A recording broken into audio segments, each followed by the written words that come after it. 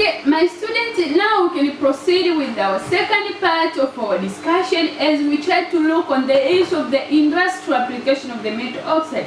Remember, in the previous, tumesema kwamba these metal oxide is most useful or very crucial, especially in the industrial but also in the issue of the health.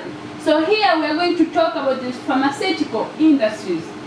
Tunapoongelea industry tunaweza tukaangalia katika aspect tofauti. Tuna viwanda vya aina nyingi sana. Ila kwa ujumla we can say the industry, just industry. Lakini we have pharmaceutical industry, we have textile industry, we have the machine industry, the iron industry, smelting industry. Tuna viwanda vya aina nyingi kutegemeana na kazi ambayo inahusiana na hicho kiwanda au kutegemeana na bidhaa ambazo zinazalishwa na hicho kiwanda. So here we are going to talk about the pharmaceutical industries. How do this metal oxide is applicable now? What are the uses of this metal oxide when we come into the issue of the pharmaceutical industries? Anasema kwamba metal oxide such as zinc oxide are used as a component in the production of the creams, powders, dental pastes, antiseptic ornaments and the animals. You can say animals, whatever. Sasa utakuja kuona kwamba this zinc oxide, hii ni metal oxide.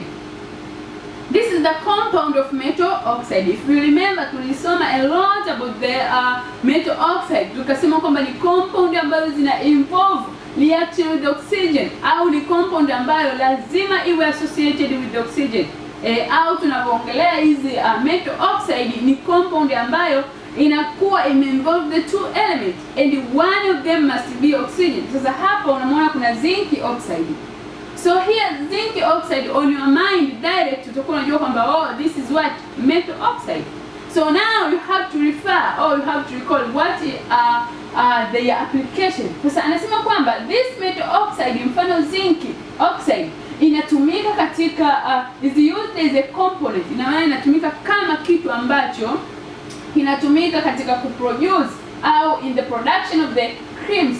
Sasa creams, a lot of cosmetics. Watu wanatumia creams kwa namna moja au nyingine. Unakuta labda umeenda hospital, umepatwa na shida ya ngozi, sio unatoka na viupele, unapewa there is a kind of creams. Kuna skin creams, it depend. Kuna hizi creams nyingine ni za cosmetics, za urembo. Sasa utakuja kuona kwamba this zinc oxide, which is metal oxide, is the main component ambayo imetumika katika kufanya production of the creams. Lakini not only that, it can be also useful in the production of the powders. As you see, the powders, na high material au ni bidhaa au ni vitu ambavyo vipo available in our daily life. But also this zinc oxide can be useful in the production of the dental pastes. Kama ushawahi kuona kwenye dawa ya mswaki ile, ukisoma kuna zile ingredients ni vile vitu ambavyo vimetumika ku make ile product. Sasa ukisoma vizuri utaangalia, utaona kwamba zinc imeandikwa pale. Maana yake kwamba kuna addition of the zinc oxide within the product. Kwa hiyo imetumika kama component. Kwa hiyo unatumia bidhaa, maisha yanaendelea. Kumbe it is the knowledge of the what? Of the metal oxide. The metal oxide is useful there so as to make those products. But also anaongelea kuhusiana na antiseptic ornaments, hivi ni vitu vya nyumbani, antiseptic ornament, but also about animals. These are the application of the metal oxide. For instance, when you refer in the zinc oxide. But also we can talk about the magnesium oxide. This is another example of the oxide of the metal. Kama unakumbuka, magnesium ni element ambayo kwenye book number 2 na anaenda kutengeneza the basic oxide. If you remember about those classes of the metal oxide, utakumbuka magnesium oxide alikuwa anaingia kwenye category ya basic oxide. So this magnesium oxide anasema kwamba is used to manufacture antacid drugs for the relief of the heartburn in the ulcers.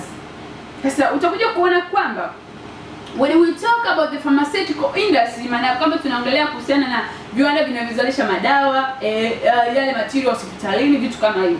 That is all about pharmaceutical, especially about the drugs, madawa, kitu kama hicho. So here you can see the magnesium oxide, this is the metal oxide, inatumika katika kuensure production or manufacture of the anti-acid drug. Anti-acid drug ni drugs aina gani? For instance, wewe umepatwa na the problem of the ulcers. Tunajua kwamba ulcers ni wale wanafunzi wa biology, you can understand this. Ni kitendo ambacho kinatokea if there is excess hydrochloric acid within the stomach. Kama kutakuwa na acid nyingi kwenye stomach, ndipo unapata ile painful. Sasa we need to relieve those pain, ndipo tunapokuja kutumia hizi anti-acid. Ina maana kipingamizi cha ile acid. Lakini pia kuna wale watu wanakuwa suffer from heartburn, wanapatwa na kiungulia, anasikia hali ya kuungua, ile inaitwa heartburn. Hayo yote ni baadhi ya diseases of the digestion. Unakuta mtu kala chakula fulani kimempelekea hiyo situation au hiyo hali ya kupatwa na kiungulia. That's the kind of disease. So how to treat that? Ndipo sasa unakuja kuona ile magnesium inatumika ili kuweza kufanyaje, ku relieve the heartburn, ku relieve the heartburn or sometimes even those ulcers, kwa wale wenye vidonda vya tumbo au kwa wale wanaopatwa na hiki kiungulia. Wanatumia magnesium oxide as a base ambayo itasaidia kucompensate ile acid ambayo ipo sasa kwenye body.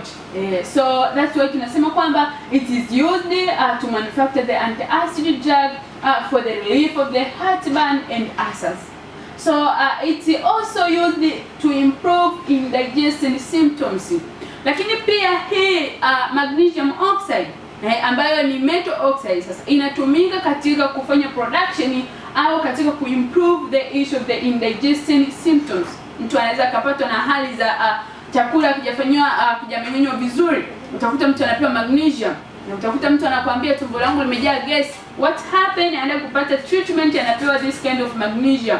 Inasaidia kuondoa au kuimprove zile indigestion symptoms. Mtu tumbo limejaa gesi, anatumia magnesium, inampa utulivu au inampa nafuu. So these are the application of the metal oxide when we talk about the aspect of the pharmaceutical industries. Okay, now for instance you can say here this is the tri-iron tetraoxide.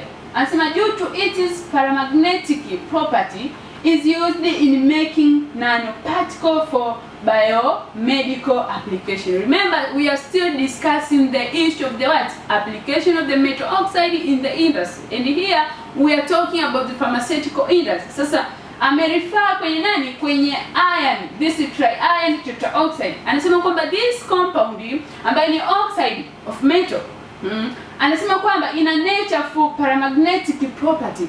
Kwa hiyo kulingana na hii sifa yake inaenda moja kwa moja kutumika kutengeneza nini? Nanoparticles for biomedical application. Kwa hiyo utakuta a lot of medicals wana involve his application of the oxide of metals. Now my student, we can talk about production of the building material. Production of the building material. The same here. Kwamba hizi bado ni applications za nini? Za metal oxide. Sasa tunapokuja kwenye issue of the production of the building material, maana kama tunakuja kwa specific kwenye zile industries ambazo zenyewe zina husiana na kuzalisha au kuchakata bidhaa za, for instance when we talk about building material, ni yale material ambayo yanatumika kwenye ujenzi. Kwa mfano tunaweza kuzungumzia mambo ya cement, glasses, vitu kama hivyo. So for instance we can talk about preparing mortar. Preparing of the mortar. So this magnesium, this metal oxide is useful in the production of the building material. For instance, preparation of the mortar. Mfano anasema calcium oxide react with water to make scaled lime. Ambapo when we talk about scaled lime, we talk about calcium hydroxide. Sasa utakuja kuona kwamba the source or the main component for this to happen is what? The metal oxide, ambayo ni nani? Calcium oxide. Okay, so anasema kwamba scaled lime ambayo ni calcium hydroxide, it's all about sand and water are mixed to make mortar, which is used to stick brick and plasters. Sasa hapa wale wa ujenzi ndio wanakuwa wanaelewa hivi vitu. wanaelewa hizi concept, the issue of the plasters. Utaona kwamba the issue of so we're going to see that kumbe hizi metal oxides zina act as the main component for the production of these building materials. But also anasema kwamba zinc oxide is used as a white pigment in paints. Na maana hapa tunakuja kuangalia kwenye issue ya paint, wala wanapaka rangi. Sasa utaona kwamba zinc oxide inatumika kama component, inatumika kama pigment which represent the white color, and as a component of ceramic glasses. So you can see, my student, these are the application of the metal oxide. Kwa hiyo hapa tumejaribu kuangalia tu katika aspect hiyo, tumeangalia katika aspect of the industry, ambapo kwenye industry we have a lot of categories.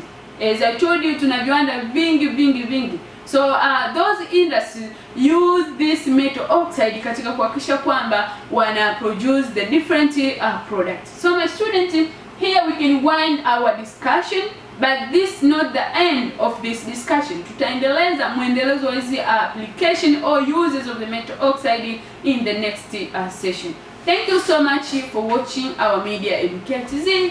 Bye bye. I wish you a nice moment.